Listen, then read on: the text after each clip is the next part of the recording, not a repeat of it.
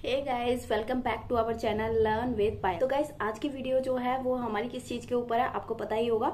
जितने भी आपके क्वेश्चंस थे उनको हम आंसर देने की कोशिश करेंगे। ठीक, सबसे पहले सेशन को स्टार्ट करने से पहले मैं एक चीज बोलना चाहूंगी। जितने भी लोगों का ग्रुप क्लियर नहीं हुआ है उनके लिए मैं एक चीज बोल दूं, इसका मतलब ये नहीं है कि आपने स्टडी नहीं करी है। अभी ग्रुप क्लियर नहीं हुआ है इसका मतलब ये नहीं है कि आप हार गए हो, फेल हो गए हो। नो, आपकी जस्ट सक्सेस पोस्टपोन हो गई है। आपको क्या है, अभी जस्ट अपना बेस्ट देना है और नेक्स्ट अटेम्प्ट में आपको अपना ग्रुप क्लियर कर देना है। That's it. बस एक चीज दिमाग में रखिए कि हमारी सक्सेस जस्ट पोस्टपोन हुई है और नेक्स्ट अटेम्प्ट जो है हमारा लास्ट अटेम्प्ट रहने वाला है। इसी थॉट को माइंड में रखते हुए आज की वीडियो स्टार्ट करते हैं। फ्रैंकली स्पीकिंग, मैंने अभी तक सारे मैसेजेस नहीं पढ़े हैं। मैंने क्या किया है, ये फोन ले लिया है। आपको यहाँ पर जितने भी मैसेजेस हैं वन बाय वन आपको पढ़ती जाऊंगी और आपके रिप्लाई देने की कोशिश करूंगी। ठीक है, तो सबसे पहला क्वेश्चन जो है वो गुरमीत का है। इन्होंने यहाँ पर पूछा है टाइम मैनेजमेंट इन paper 16 exam hall. Time management कैसे करना है। देखो, टाइम मैनेजमेंट को लेकर मुझे लगता है काफी लोगों को प्रॉब्लम्स थी। जिस दिन रिजल्ट आया था तो कुछ लोगों ने बोला था कि उनका पेपर रह गया। पेपर देकर आए थे तब भी बोला था पेपर रह गया।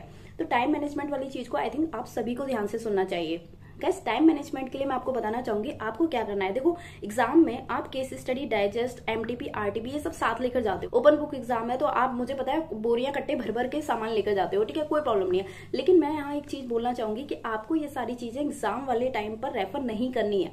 ये जस्ट इसलिए होता है कि आपको अगर एग्जाम में क्लिक करे कि ये आपने केस स्टडी प्रैक्टिस की है और यहाँ पर ये हमारा केस स्टडी डाइजेस्ट में था, ठीक है, आप जंप करके वहां से देख लो। लेकिन अगर कोई केस स्टडी आई है उसमें इस वजह से टाइम मत वेस्ट करो कि हमारा केस स्टडी डाइजेस्ट में मिल सकता है या एमटीपी आरटीपीज में मिल सकता है।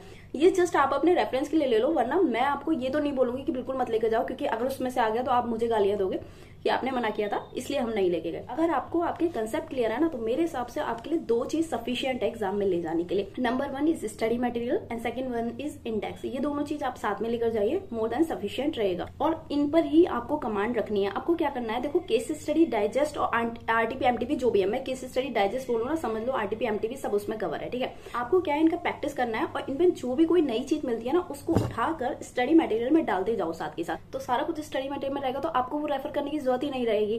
ठीक है, जितना मटेरियल आपके पास कंसाइज रहेगा उतना आपको ढूंढने में कम टाइम लगेगा और जब कम टाइम लगेगा तो टाइम जो है ऑटोमेटिकली आपका सेव होगा। तो एक तो मैं ये चीज बोलूंगी कि आपको ये case study digest RTP MTP exam time पे रेफर नहीं करनी है, सारा कुछ स्टडी मटेरियल से फाइंड कीजिए। सेकंड 1 इज आपको 15 मिनट इफेक्टिवली यूटिलाइज करने हैं। आपको क्या करना है, 15 मिनट के अंदर ये एक केस स्टडी ऐसी फाइंड कर लो जो आपको छोड़नी है, क्योंकि आपको पता है 5 में से आपको कोई 4 करनी रहती है।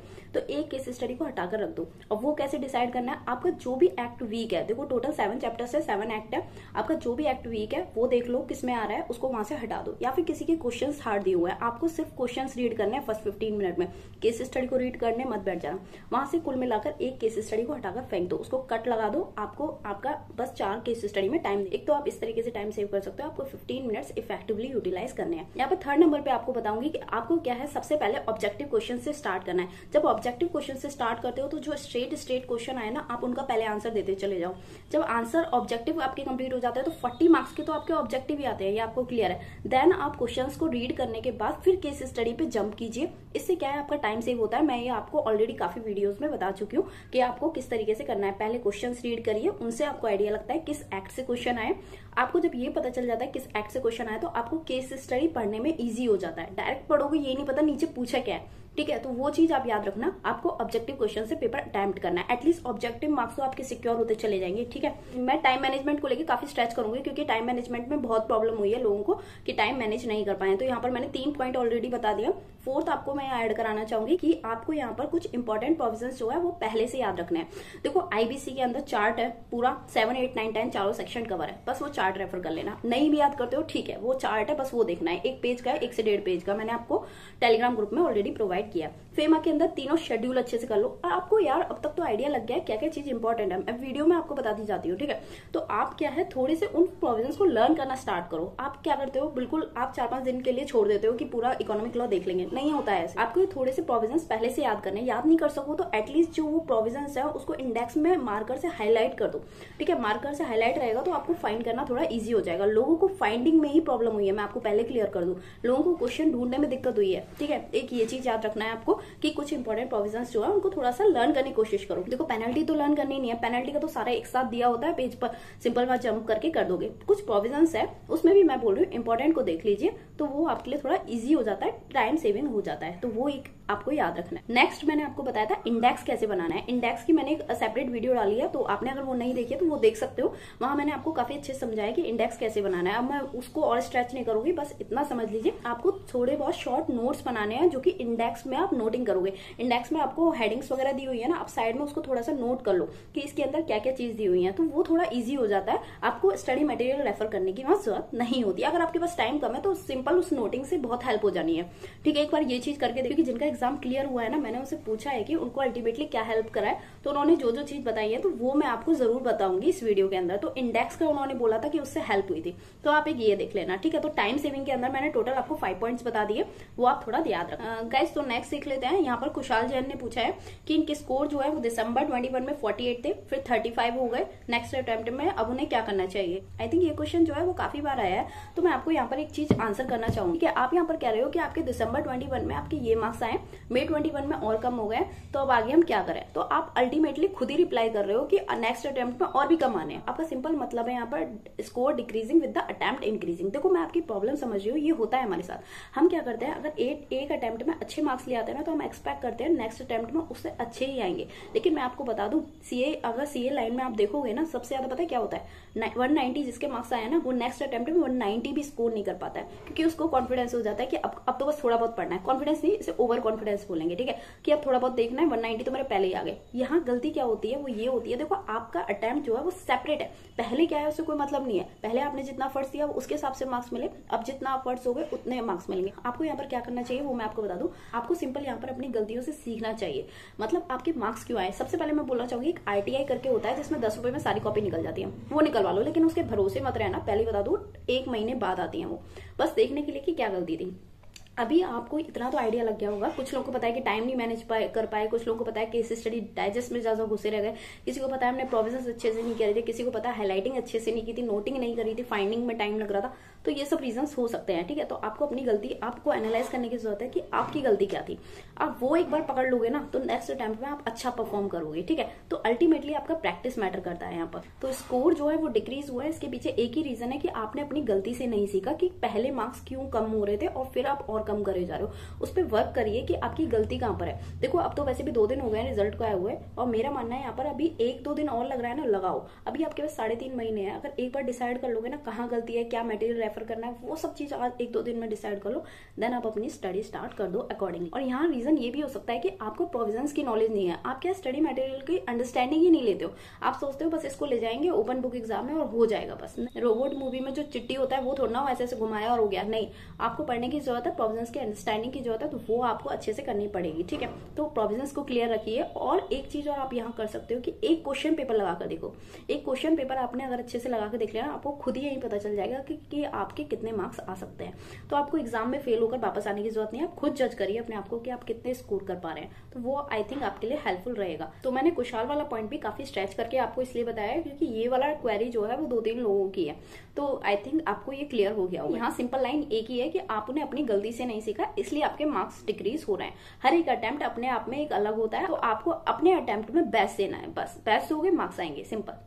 तो गाइस अब नेक्स्ट क्वेश्चन है जतिन का। इन्होंने भी यही बोला है कि अटेम्प्ट में 21 में इतने आए थे, देन मई 22 में कम हो गए, तो अब नेक्स्ट अटेम्प्ट में क्या करें। तो उसका मैं आंसर कर चुकी हूँ, कुशाल वाला ही सेम है। ठीक है, आप वो चीज ध्यान रखना। नेक्स्ट देख लेते हैं, यहाँ आयुषी का है। आयुषी पूछती है when to start preparing of economic law for November 22। अभी से पढ़ना है आपको, वीडियो खत्म करते ही आपको पढ़ने बैठना है, 3.5 महीने लग के पढ़ना है। हाँ, अगर आप ये पूछ रहे हो कि इकोनॉमिक लॉ कब से पढ़ना है, तो मैं इसको थोड़ा और इलेबोरेट कर देती हूँ। यार इस सब्जेक्ट को थोड़ा हल्के में नहीं लेना है, इसको रेस्पेक्ट करो ना। जिन्होंने भी इसको हल्के में लिया ना, वो खुद हल्के हो गए, मतलब प्रॉब्लम हो गई यार उनको। मतलब आपको अच्छे से टाइम देना है इसमें। देखो आप किसी भी सब्जेक्ट में किसी भी एक पर्टिकुलर सब्जेक्ट को उठा के देखो, तो मेरे हिसाब से आप ज्यादा नहीं तो उसमें कम से कम 20-25 दिन लगाते हैं। फर्स्ट टाइम भी पढ़ो तो आप इतना लगाते हैं, और इकोनॉमिक लॉ को आप फर्स्ट टाइम की तरह ही पढ़ते हो। ठीक है, मैं यहाँ पर एक चीज बोलना चाहूंगी, आप इकोनॉमिक लॉ के लिए एटलीस्ट 2 रिवीजन रखिए। ठीक है, 2 रिवीजन आप अच्छे से कीजिए, और जो 3rd रिवीजन जो है वो एग्जाम वाले दिन हो जाएगा। ठीक है, और 2 रिवीजन कैसे स्टार्ट करने हैं मैं आपको बताती हूँ। सबसे पहले वाले रिवीजन में आपको सिर्फ और सिर्फ स्टडी मटेरियल करना है। स्टडी मटेरियल अच्छे से हो गया, प्रोविजंस अच्छे से आ गए, तो ये है आपका कॉन्फिडेंस बिल्ड हो जाएगा कि सारा पेपर इसी में से आना, और ये हम कर चुके। सेकंड रिवीजन में आपको क्या करना है वो बता देती हूँ। आपको स्टडी मटेरियल के साथ साथ क्वेश्चंस प्रैक्टिस करने हैं। क्वेश्चन में ये नहीं कह रही कि सारे वहीं से आएंगे, ये दिमाग में डालो। क्वेश्चन प्रैक्टिस करने का ये फायदा होता है, वहां कोई नई चीज मिलती है तो आप उसको स्टडी मटेरियल में नोट कर सकते हो। तो एग्जाम में अगर क्वेश्चन आते हैं तो वहां से अगर घूम फिर के आया तो वो उसमें तो माथापच्ची करने की जरूरत नहीं रहेगी। हम सब कुछ यहाँ पर घी निकाल चुके हैं, क्योंकि जो स्टडी मटेरियल है ना वो हमारे लिए प्योर घी है। ठीक है, तो आप क्या है सारे के सारे क्वेश्चंस प्रैक्टिस कीजिए और उसके साथ साथ स्टडी मटेरियल को रिवाइज करते जाइए सेकंड रिवीजन में।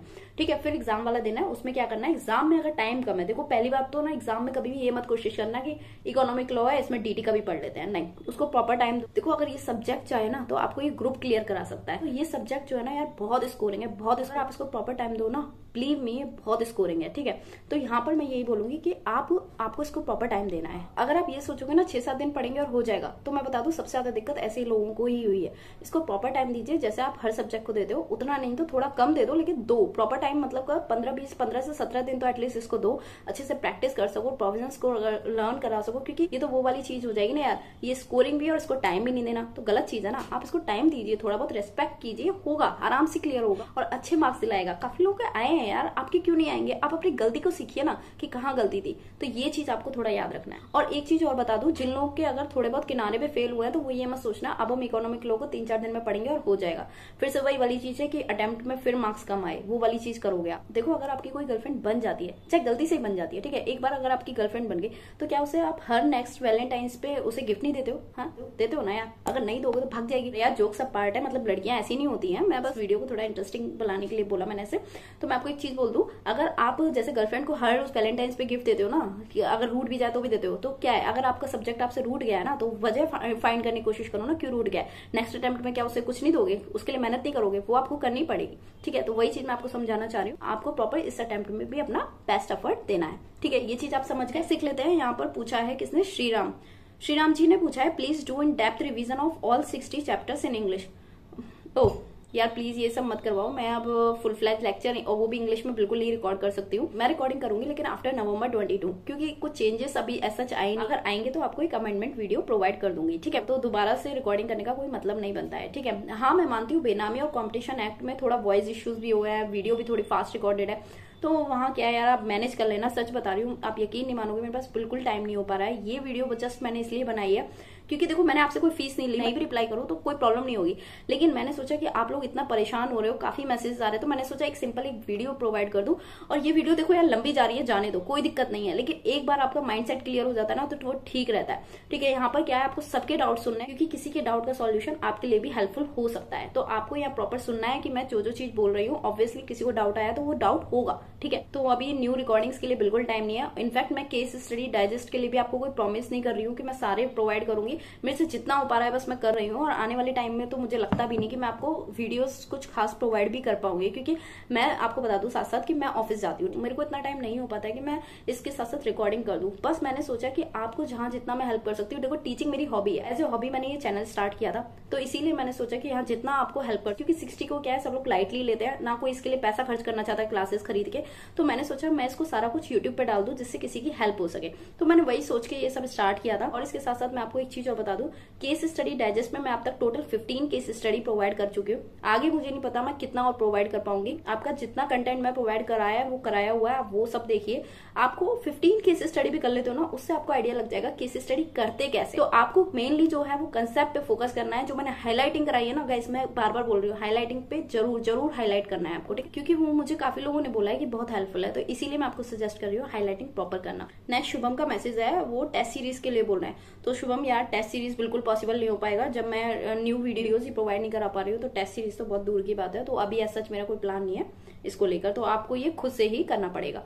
नेक्स्ट अभिलाष का मैसेज है, how to score better in theoretical question. तो अभिलाष मैं आपको एक चीज बता दूं, थियोरेटिकल पोर्शन में अगर आपको स्कोरिंग अच्छी करनी है तो उसके लिए एक चीज याद रखो, आपको सेक्शन नंबर जो होता है ना उसको प्रॉपर कोट कर कर आइए। ठीक है, सेक्शन नंबर अगर अच्छे से कोट करते हो तो उससे क्या होता है, एग्जामिनर को पता है कि आपने वहां से चेपा है स्टडी मटेरियल से, लेकिन फायदा क्या होता है इससे, उससे उनको लगता है कि इस बंदे को प्रॉपर नॉलेज है लॉ की। ठीक है, तो वो कहीं ना कहीं हेल्पफुल होता है स्कोरिंग करने के लिए। नेक्स्ट एक चीज बोलूंगी आपको, प्रेजेंटेशन मैटर करती है। आप जो भी आंसर दो ना उसे हमेशा पैरा में दीजिए। पैरा कुछ इस तरीके से बना सकते हो, कैसे, सबसे पहले लिखोगे इशू इन्वॉल्व, क्या इशू है वो लिख दिया, प्रोविजंस एंड एक्सप्लेनेशन दे दी, देन कंक्लूजन ड्रॉ कर दिया। कंक्लूजन के लिए अगर श्योर हो ये कंक्लूजन है तो ड्रॉ करो, वरना प्रोविजन एंड एक्सप्लेनेशन के नीचे ही सेपरेट पैरा डाल के उसे लिख दो। ठीक है, तो वो आपके लिए जो हमारी प्रेजेंटेशन है वो मैटर कर दिया। पैरा कभी भी 8-10 लाइन का एक साथ मत बना देना, 2-2, 3-3 लाइन का एक पैरा बनाते जाओ, तो वो हेल्पफुल रहेगा। यही है थ्योरेटिकल सब्जेक्ट का। और थ्योरेटिकल सब्जेक्ट में आपको बता दो आईसीएआई जो हमसे डिमांड करती है ना, वो ये करती है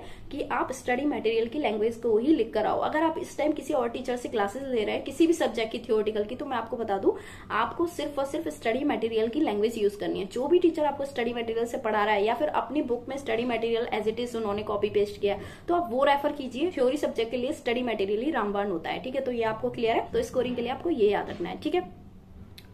तो गाइस यहाँ पर नेक्स्ट क्वेश्चन जो है वो रंजन यादव का है, ठीक है। तो वो same question I think Tanvi Gupta ने भी पूछा है कि अगर फर्स्ट टाइम 60 की प्रिपरेशन कर रहे हैं तो उन्हें किस तरीके से प्रिपेयर करना चाहिए। तो मैं आप इस चीज को फिर से रिपीट करूं तो कोई फायदा नहीं है, लेकिन मैं आपको एक चीज बोल दूं, आपको अगर फर्स्ट टाइम प्रिपेयर कर रहे हो ना, तो मैंने नवंबर 22 की एक स्ट्रेटेजी वीडियो डाली हुई है कि इकोनॉमिक लॉ को कैसे प्रिपेयर करना है। वहां मैंने स्टार्टिंग टू एंड जितनी भी क्वेरीज होती है सबको रिजोल्व करने की कोशिश करी है। मतलब उस टाइम आप जो भी कुछ पूछते थे ना, मैंने सबको इनकॉर्पोरेट किया था, तब वो वीडियो बनाई थी। तो मैं यहाँ यही सजेस्ट करूंगी, अगर आप फर्स्ट टाइम एग्जाम दे रहे हो तो नवंबर 22 की मैंने पूरी स्ट्रेटेजी वीडियो आपको प्रोवाइड करी है। आप जस्ट उसको देखिए, आपको लिए वो डेफिनेटली बहुत हेल्पफुल रहेगी, ठीक है। तो आप उसको नवंबर 22 की एक बार स्ट्रेटेजी वीडियो देख लीजिए। और जो ये लोग क्वेश्चन पूछ रहे हैं, क्योंकि ये सब एग्जाम देकर आए हैं, तो जितने भी क्वेश्चन पूछ रहे हैं आप उनको देखिए, उससे काफी हेल्प होगी आपको, ठीक है। और इसके साथ साथ मैं एक चीज बोलूं, यहाँ मैंने एक प्लेलिस्ट बनाई हुई है सीए मोटिवेशन एंड गाइडेंस के नाम से। तो वहां पर क्या है, इकोनॉमिक लॉ से रिलेटेड काफी चीजें डाली हुई है। तो आप चाहो तो अगर आपके पास टाइम है तो वो और एक बार देख लेना। बाकी अगर टाइम नहीं है ना, तो नवंबर 22 की स्ट्रेटेजी वीडियो और एक इंडेक्स वाली वीडियो, ये दो चीज आप अच्छे से कर लेना, ठीक है। ये बहुत हेल्पफुल रहेंगे आप। तो गाइस नेक्स्ट क्वेश्चन है हमारा अरिहन चैन का, जो कि हमसे पूछते हैं, ma'am the worst score in 60, not able to study properly, so approach for now onwards to rock and make it most scoring in the my November 22 result. Please ma'am it would be a great help. How should I plan 60 daily few pages और बाद में 7 to 10 days, and किस way में underline and highlight and all, in short of full fledged guidelines for minimum examination ma'am. तो यहाँ पर ये पूछना चाह रहे हैं कि इनकी जो ये स्ट्रेटेजी है कि डेली 1-2 पेजेस, जो भी 2-4 पेजेस देख लिए, लास्ट में 7 to 10 डेज पढ़ ले, तो क्या ये ठीक रहेगी। तो मैं आपको एक चीज बता दूं, देखो ये कभी भी किसी भी जगह मुझे लगता है फ्रूटफुल है, क्योंकि मेरे अकॉर्डिंग अगर आपने फर्स्ट टाइम पढ़ रहे हो ना तो ठीक है। जैसे आपने अभी क्लासेस ले ली और आपके एग्जाम में 6-7 महीने हैं, या फिर आप 2-3 साल आपकी आर्टिकलशिप होती है, स्टार्टिंग में लेके बैठ गए, अभी काफी टाइम है, तो वहां क्या है, न्यू चीज को पढ़ने में बोर होते हैं थ्योरी में, तो टीचर्स बोलते हैं कि आप 2-4 पेजेस डेली देख लो, तो वहां समझ आता है, ठीक है, नई नई चीजें बस दिमाग में रहनी चाहिए। लेकिन यहाँ मैं नहीं बोलूंगी, क्योंकि अगर आपका नवंबर 22 अटेम्प्ट है ना, तो कोई सेंस नहीं बनता कि आप अभी एक 2-4 पेजेस देखो, डेली के सारी चीज सब्जेक्टों को मत हिलाओ, क्योंकि देखो एक ही दिन में अगर आप 2 से 3 सब्जेक्ट लेके बैठ रहे हो, 2 तक समझ आता है। इससे ज्यादा लेते हो ना तो आप एक माइंड बनाने में भी टाइम लगा देते हो कि इस सब्जेक्ट को पढ़ना है, तो उसके लिए एक माइंड प्रिपेयर होने में भी टाइम लग जाता है। तो अकॉर्डिंग टू मी आपको इसमें इस तरीके से देना चाहिए कि आप अपना पहले जितना भी डेज बचे हुए हैं उसको बाइफरगेट कर लो, कि आपके पास 4 सब्जेक्ट है या 8 सब्जेक्ट है, फिर आपके मान के चलो एक एक सब्जेक्ट में आपके आते हैं, आपके 12 डेज आते हैं। तो ये एग्जांपल है, ठीक है। तो आपको क्या करना है, फर्स्ट रिवीजन में आपको 7 डेज दे देने हैं, ठीक है, 7 डेज हो गया। सेकंड रिवीजन में हमारे जो रिमेनिंग डेज है 5 डेज, उसमें से 3 डेज दे दिए, ठीक है। तो जो बचे कुछ 2 दिन है आप थर्ड रिवीजन के लिए रख दो। तो इसी तरीके से प्लानिंग करो, किसी पर्टिकुलर सब्जेक्ट को उठाओ और वो जो हमारे 4-5 दिन है उसमें खत्म कर दो, इस तरीके से पढ़ो। ये मेरा सजेशन है। अगर लेकिन कुछ लोग होते हैं कि वो बोर हो जाते हैं एक पर्टिकुलर सब्जेक्ट को पढ़ के, तो वो मिक्स कर सकते हैं थ्योरी और प्रैक्टिकल का, ठीक है। तो आप इस तरीके से भी पढ़ सकते हैं, लेकिन ये कोई सेंस नहीं बनता कि आप 2-4 पेजेस को डेली उठाओ, उसे वो सब मत करो। एक चैप्टर उठाओ, रिकॉर्डिंग प्ले करो, उसको सुनते जाओ और मार्किंग करते जाओ, पता चलेगा आपके 1-2 घंटे के अंदर आपका चैप्टर कंप्लीट होके साइड में रख गया है, तो वो ज्यादा इजी रहेगा। और आपने यहाँ पर एक चीज और पूछी थी अंडरलाइनिंग का, तो मैंने यहाँ जब स्टडी मटेरियल को पढ़ाया तो वहां पे सब कुछ आपको अंडरलाइन हाईलाइटिंग कराया हुआ है, तो वो आप वीडियो पढ़ोगे तो उसमें से सब कुछ समझ आ जाएगा। हाँ, अगर आप एग्जाम के लिए पूछ रहे हैं तो यस, थ्योरी सब्जेक्ट में हमेशा अंडरलाइन कर आओ, कीवर्ड्स अंडरलाइनिंग रहनी चाहिए, ठीक है। तो आई होप आपका ये डाउट क्लियर हो गया होगा। नेक्स्ट देख लेते हैं, जो छवि महाजन ने पूछा है, ma'am I score 1360, not able to understand how to approach this subject as this is scoring, yes scoring to है, but failed due to this exam, tell me how to read as I am giving group 2 first, not no law, can you tell me the strategy I should follow। देखो अगर आप group 1 पहले पढ़ते तो भी law first time ही पढ़ रहे होते, तो ऐसे मान के चलो ग्रुप 2 में भी लॉ फर्स्ट टाइम पढ़ रहे हो, तो वो कोई रीजन नहीं। देखो माना कॉमन टॉपिक आ जाते हैं ग्रुप 1 के उठकर, लेकिन वो भी क्या है, ग्रुप 1 में भी तो पहली बार पढ़ रहे हो ना, ऐसे ग्रुप 2 के लिए पहली बार पढ़ लो, ठीक है। ग्रुप 2 में हमारे टोटल 7 चैप्टर्स हैं, जिसमें मैं एक चीज बोलूंगी, रेरा और बेनामी को कभी मत छोड़ के जाओ, बहुत सीधे सीधे क्वेश्चन आते हैं। बेनामी में तो बेनामी ट्रांजेक्शन को कर लो ना यार, केस स्टडी डाइजेस्ट प्रैक्टिस करोगे ना, उसमें बहुत क्वेश्चन उसी में से पूछे हुए हैं, ठीक है। तो ये जो चैप्टर्स को काफी अच्छे से करके जाओ। फिर इसके बाद आपका बच जाता है आईबीसी और फेमा। इसके लिए मैंने जो इंपॉर्टेंट पोर्शन कराया आप उसमें से करो यार, करके देखो। आप सारे में कूदोगे ना गहराई में तो वो कुछ नहीं हाथ में आएगा, ठीक है। अगर आपको हो जाता है उसके बाद तो बचे कुछ को भी देख लो, ठीक है। सारे के चक्कर में मत पड़ो। आईबीसी में आपको याद हो मैंने एक चार्ट 1 प्रोवाइड किया था, ठीक है। जो अभी का पेपर गया ना उसी में से 2 क्वेश्चन वहां से उठ कर आए थे। तो जो मैं इंपॉर्टेंट बोलती हूँ तो मैं कुछ सोच के बोलती हूँ, तो आप उसको एटलीस्ट कवर करो। जब वो हो जाए तब आप नेक्स्ट पे जंप करो, वो और भी अच्छी बात रहेगी, ठीक है। तो आप पहले इंपॉर्टेंट है उसको कवर करो। तो आई थिंक आपके जो 30 मार्क्स आए ना 60 में, वो इस वजह से नहीं आए कि आप ग्रुप 2 पहले दे रहे हो तो आपको लॉ की नॉलेज नहीं है। नहीं, यहाँ सिंपल है कि आपने उस लेवल से नहीं पढ़ा था, इसको ओपन बुक एग्जाम समझा होगा या किसी भी वजह से आपने इस पे प्रॉपर प्रैक्टिस नहीं करी है। प्रोविजंस की नॉलेज रखिए। अगर आपको प्रोविजंस की नॉलेज है तो आपके लिए स्टडी मटेरियल काफी रहे। तो अभी एक रौनक का रिजल्ट आया था, आई थिंक 60 मार्क्स थे उसके। तो मैंने उनसे पूछा था कि उन्होंने क्या ये सब चीजें रेफर करी थी, तो उन्होंने बताया था कि ये सच में कुछ काम नहीं आई, साइड में रखी रह गई। क्योंकि कुछ लोग क्या सोच रहे थे कि सेम केस स्टडी आ जाए तो वहीं पे ढूंढने में टाइम वेस्ट करे जा रहे हैं। नहीं, देखो अगर आपने वो क्वेश्चन अच्छे से करा है तो आपको माइंड में क्लिक हो जाएगा यार कि हमने ऐसी कुछ देखी थी केस स्टडी। नहीं देखी ना, सिंपल स्टडी मटेरियल पे जंप करो। उतना टाइम अगर आपने स्टडी मटेरियल में लगाया होता तो ढूंढने में टाइम लगता ही नहीं ना, टाइम वेस्ट होता ही नहीं। तो आपने चाहे ग्रुप 1 पहले दिया हो या ग्रुप 2 पहले दिया हो, ये मैटर नहीं करता। आपको एक बार तो ये पढ़ना ही है, तो क्यों ना अभी पढ़ लिया जाए। तो आप ग्रुप 2 में इसको एकदम फ्रेश स्टार्ट से पढ़िए, एक बार प्रोविजंस को समझ के पढ़िए। आई थिंक वो आपके लिए ज्यादा हेल्पफुल रहेगा। तो नेक्स्ट क्वेश्चन है अंकित का, way of revision for paper 60 after 1 reading of module and how to tackle new question come first time in exam. इन्होंने यहाँ पर पूछा है कि अगर ये स्टडी मटेरियल की फर्स्ट रीडिंग ले चुके हैं तो किस तरीके से पढ़ना चाहिए, और साथ साथ अगर कोई न्यू क्वेश्चन आए तो उसको किस तरीके से टैकल करना चाहिए। देखो अगर आपने फर्स्ट रीडिंग में मार्किंग हाईलाइटिंग नहीं करी है तो वो अभी जाकर करो, वो बहुत आपके लिए हेल्पफुल रहने वाला है, ठीक है। एक चीज तो याद रखनी है। और अगर आप फर्स्ट रीडिंग एक बार ले चुके हैं तो इंपॉर्टेंट पोर्शन को थोड़ा लर्न करना, रिवाइज करना स्टार्ट करें। उसके साथ साथ आप केस स्टडी डाइजेस्ट को प्रैक्टिस करना स्टार्ट करें। जब आप उसमें प्रैक्टिस करोगे तो आपको आइडिया लगेगा कि आप कितने आपके प्रोविजंस क्लियर है। सिर्फ एक रीडिंग मैटर नहीं करती है, उसको थोड़ा बहुत आपको समझना भी जरूरी है। तो केस स्टडी डाइजेस्ट प्रैक्टिस कीजिए, आप अपने आप इवेल्युएट कर लोगे कि आप कहां पर हो, ठीक है। साथ साथ आपने पूछा कोई न्यू क्वेश्चन आ जाए तो उसको किस तरीके से हैंडल करना है। तो न्यू क्वेश्चन, पहली बात तो हर एक क्वेश्चन वो न्यू ही लगेंगे। जब एग्जाम में बैठोगे ना सारे क्वेश्चन आपको न्यू ही लगने हैं, ठीक है। और दूसरी बात मैं यहाँ पर बोलूंगी, अगर कोई भी क्वेश्चन न्यू लगे चाहे ओल्ड हो कैसा भी, हमेशा ऑब्जेक्टिव क्वेश्चन से स्टार्ट करो। ऑब्जेक्टिव क्वेश्चन फटाफट से कंप्लीट करने के बाद डेस्क्रिप्टिव पार्ट पर आओ। और चाहे क्वेश्चन न्यू आए चाहे ओल्ड आएंगे तो आपके स्टडी मटेरियल से ना, तो स्टडी मटेरियल को एकदम अच्छे से रेडी कर लो, ठीक है। तो चाहे नए क्वेश्चन हो ओल्ड क्वेश्चन हो, आप आराम से हैंडल कर लोगे उसको। तो आई होप आपका ये भी क्लियर हो गया होगा। नेक्स्ट क्वेश्चन जो है वो प्रोफेसर जी का है। ये हमसे पूछा है, ma'am November 22 my first attempt, I prepare for group 1 and wanted to write 60, also how to prepare for 60, want to do self study. Self study करना चाहते हैं, बेस्ट है, कर सकते हैं, कोई दिक्कत नहीं है। इसके साथ साथ पूछते हैं when to start preparation, daily few pages और 1 वीक फुल प्रिपरेशन। तो मैं इसका आंसर आपको ऑलरेडी दे चुकी हूँ कि डेली फ्यू पेजेस मुझे नहीं लगता कुछ फायदा है इसमें, मुझे ये फंडा नहीं समझ आता। बाकी अगर आपको लग रहा है आप कर सकते हैं इस तरीके से तो आप देख सकते हैं इसे अपने अकॉर्डिंग। फिर साथ साथ आपने पूछा है please suggest how to score examination. देखो आप फर्स्ट टाइम पढ़ रहे हो तो आपको शायद नहीं पता हो, मैंने नवंबर 22 मई 22 के लिए भी डाली थी एक स्ट्रेटेजी वीडियो, तो उस पर अच्छे खासे रिव्यूज थे। तो मैंने नवंबर 22 के लिए भी प्रिपेयर करी है, आप एक बार वो देख लीजिए, आपको सारे क्वेश्चंस के आंसर मिल जाएंगे, ठीक है। तो वो यहाँ पर आप देख सकते हैं। When to refer your case studies after reading chapter, please provide best index. तो यस, आपको पहले सारे प्रोविजंस क्लियर करने हैं, प्रोविजन आपको सारा कुछ समझ आ जाए, देन आपको केस स्टडी डाइजेस्ट उठाना है, ठीक है। क्वेश्चन आप उसी के बाद कर सकते हो, प्रोविजन ही क्लियर नहीं है तो केस स्टडी पर हर बार अटकोगे। और क्वेश्चन करने का पता है एक और फायदा होता है, जहां आप क्वेश्चन पे अटकते हो ना, आप वहां सिंपल जाके प्रोविजंस को एक बार रिवाइज करते हो तो उससे आपका बार बार रिवाइज होता रहता है, ठीक है। वो ज्यादा इजी रहेगा। पहले आप सारे प्रोविजंस कवर कर लीजिए, देन केस स्टडी डाइजेस्ट किया प्रैक्टिस कीजिए। नेक्स्ट आपने ब्रैकेट में लिखा है please make a detailed video how to start from scratch step by step, I will be a great help, thank you. हाँ तो ठीक है, नवंबर 22 वाली वीडियो जो है वो मोर देन सफिशिएंट है, आपको और कुछ चीज देखने की जरूरत नहीं पड़ेगी। तो नेक्स्ट देख लेते हैं, इमू इमरान का मैसेज है। इन्होंने पूछा है मेरा जुलाई 21 में 42 मार्क्स थे, दिसंबर 21 में 59 हो गए, देन फिर से 51 हो गए। I am thinking of choosing another subject like international taxation. Whether am I correct? What to do now? Stick to 60 or shift to international taxation. देखो, जब कभी इस सब्जेक्ट को चुनने की बात आए ना तो हमेशा माइंड में एक चीज याद रखना, आपका जो भी फेवरेट सब्जेक्ट है ना उसको चुन लो।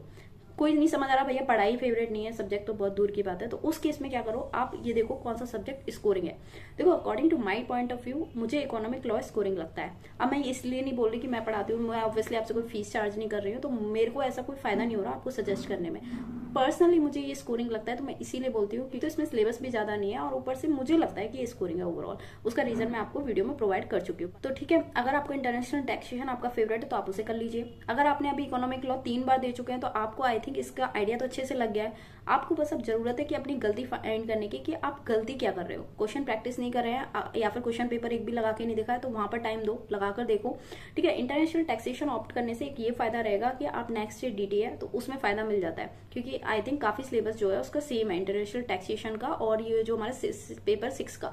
ठीक है, तो वो काफी है, वहां हेल्प हो जाएगी। लेकिन आपने क्या, जब यार 3 बार अटेम्प्ट दिया ना, तो मेरा मानना है कि आपको सब्जेक्ट की अंडरस्टैंडिंग हो चुकी है। बस गलती आप जो कर रहे हो वो अगर आपको पता चल जाए तो ईजी रहेगा यहाँ से निकलना। किसी नए सब्जेक्ट को उठाओगे तो वहाँ टाइम टेकिंग हो जाएगा। आप इंटरनेशनल टैक्सेशन को हैंडल कर सकते हो तो कर लीजिए। बाकी एक फ्रेश सब्जेक्ट उठाना, वो भी इस टाइम पे कि नवंबर 22 में एग्जाम है, तो मुझे लगता है कि थोड़ा इस चीज में अच्छे से सोच के तब डिसाइड करना चाहिए। नेक्स्ट देख लेते हैं, प्रिया का मैसेज है। इन्होंने पूछा, hello ma'am, how to prepare CA final law when we are doing self study, please do let us know the strategy to follow. देखो पेपर 4 के लिए आप यहाँ पर पूछ रहे हो, लॉ के लिए, तो मैं आपको बता दूं लॉ के मैंने ए कैटेगरी के सारे चैप्टर्स डाले हुए हैं। ठीक है, जो हमारा आईबीसी ऑफ फेमा है पेपर 60 और उसका पेपर 4 का कॉमन है, आप उनको रेफर कर सकते हो। मैंने जब वीडियो प्रोवाइड करी है तो जहाँ जो चीज पेपर 4 में नहीं है, वैसे तो छोटे मोटे सेक्शन ही थे, नहीं है वो मैंने वहाँ क्लियर बोल दिया है, तो आप वो वीडियो आराम से रेफर कर सकते हो। वो वीडियो जो है वो आपकी मोर देन सफिशिएंट रहेगी, बहुत हद तक मैंने सारा कुछ उसमें कवर कराया है, तो वो कर सकते हो। और मैंने आपको वीडियो भी प्रोवाइड करी है जिसमें आपको ए बी सी तीनों कैटेगरी बताई है। कैटेगरी का मतलब है वो प्रायोरिटी है। ठीक है, तो आप पहले ए कैटेगरी के सारे कंप्लीट कर लीजिए, देन बी के, देन सी के। ठीक है, छोड़ना कुछ नहीं है। सी को आ सकते हो, बस क्वेश्चन प्रैक्टिस कर लो। लॉ की स्ट्रेटेजी यही है कि आप प्रोविजंस को लर्न कीजिए।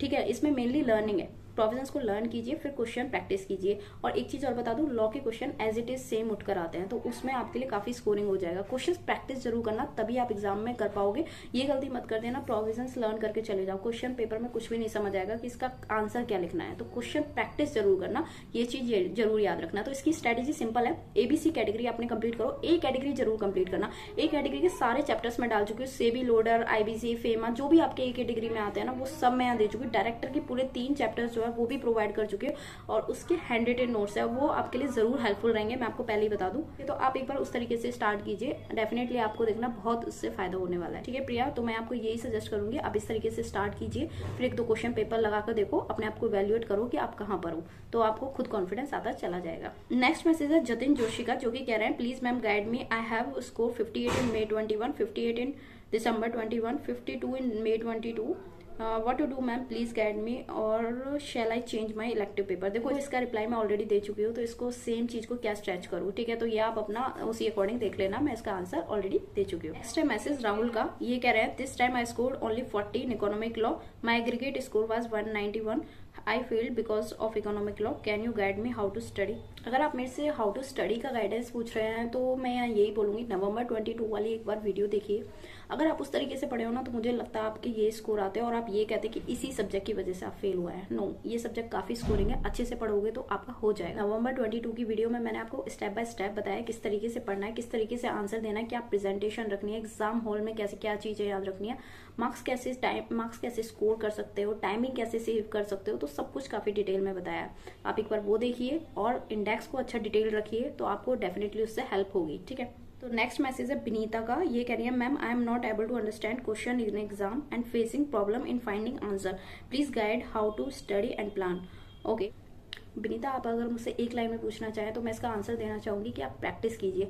आप जितनी प्रैक्टिस अच्छे करोगे ना, आपके लिए उतना इजी होगा एग्जाम में क्वेश्चंस को समझने में। देखो अगर आप प्रैक्टिस नहीं करोगे ना, ये वाली चीज हो जाएगी, आप तलवार लेके मैदान में कूद गए हो, ओपन बुक एग्जाम है, बुक को लेके एग्जाम हॉल में बैठ गए हो, ठीक है, तलवार लेके एग्जाम में कूद गए हो और तलवार चलाने की प्रैक्टिस ही नहीं है, तो क्या फायदा उस तलवार को, कुछ नहीं। इसी तरीके से आप प्रैक्टिस कीजिए। अगर प्रैक्टिस करोगे ना यार, क्वेश्चन क्यों नहीं समझ आएंगे, आपको क्यों नहीं आ रहा है, सबको आ रहा है। ऑब्जेक्टिव तो मोस्टली स्ट्रेट फॉरवर्ड आते हैं, वो आप कर पाओगे। फिर आपको क्वेश्चन को पढ़िए, ठीक है, आपको फिर भी इतनी दिक्कत है ना, मैंने 15 केस स्टडीज डाली है, आप वहां देखिए कि किस तरीके से मैं उनको सॉल्व करती हूँ, तो उससे डेफिनेटली आपको हेल्प होगी। ठीक है, तो विनीता, अगर आप एग्जाम में आंसर फाइंड नहीं कर पाते हो ना, इसके पीछे रीजन यही हो सकता है कि आपके प्रोविजन ही क्लियर नहीं है। क्योंकि आप अगर प्रोविजन क्लियर रखोगे तो क्वेश्चन आपको समझ आएगा वहां पर, ठीक है, वो डेफिनेटली समझ आएगा।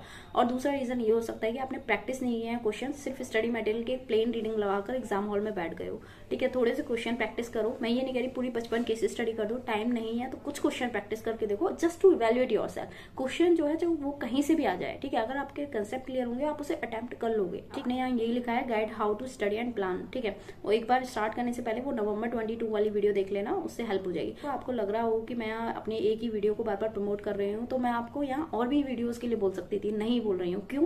क्योंकि नवंबर 22 वाली वीडियो में जरूर कुछ होगा ना जो मैं इसीलिए बार बार बोल रही हूँ, क्योंकि जो ये आपके बेसिक क्वेश्चन है ना जो बार बार आ रहा है, मैंने उसमें सबके आंसर्स दिए हैं। तो उस चीज को मैं यहाँ दे के, ऑलरेडी वीडियो काफी लंबी हो गई है, उसको और लंबा करने में कोई मतलब नहीं बनता। उस वीडियो को आप सुनिए, आपको बहुत चीजों के आंसर आपको अपने आप मिलते चले जाएंगे। तो नेक्स्ट क्वेश्चन है विनी का, ये हमसे पूछती है, ma'am if same sub part question of main question repeat from MTP in exam, then we should copy the same or write module language only. If module language, then in exam we should not this past papers and MTP compiler. देखो इसका answer मैं पहले भी दे चुकी हूँ, आपको RTP MTP जो भी है ले जाने ले जाओ, बाकी ये टाइम कंज्यूमिंग होता है, इसमें से कुछ ढूंढ भी लोगे ना तो अपना टाइम बहुत वेस्ट कर दोगे अगले क्वेश्चन को अटेम्प्ट करने के लिए।